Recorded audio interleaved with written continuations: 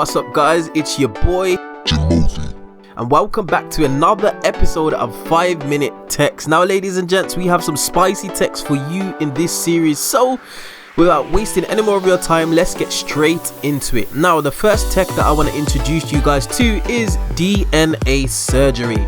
So you activate this card by declaring one monster type. All face-up monsters on the field become that type. Now this card's text is very simple.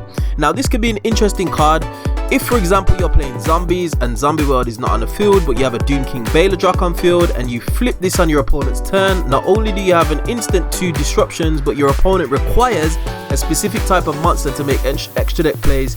You have the potential ability to disrupt and shut down that combo sequence in an instant, as well as your opponent having to use resources in order to remove it from the field.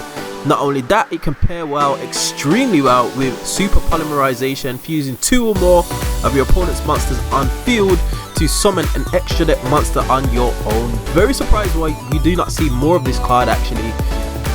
Amazing card. Now the next spicy tech I want to introduce you guys to is "and the band played on."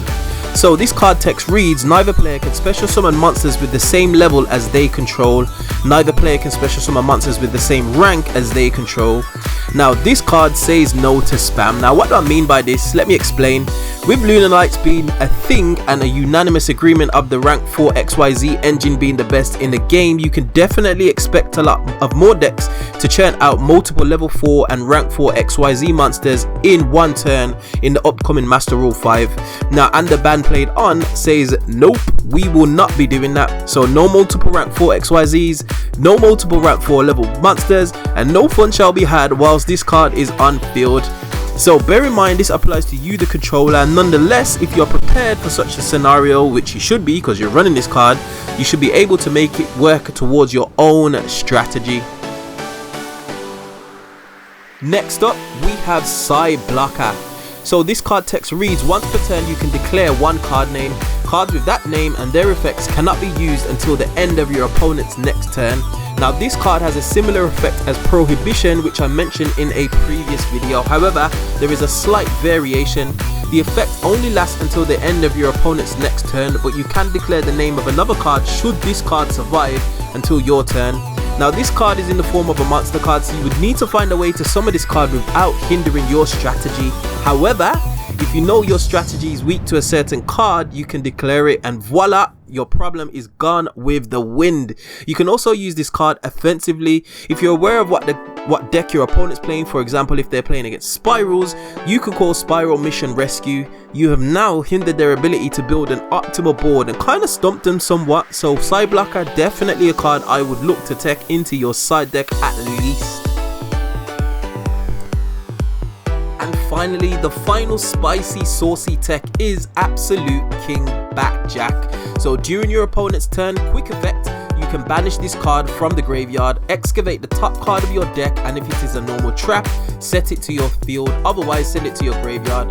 The set trap can be activated this turn.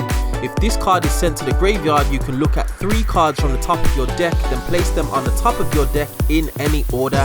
You can only use each effect of Absolute King Backjack once per turn. So this card requires some big brain plays, but it can be an excellent if used correctly.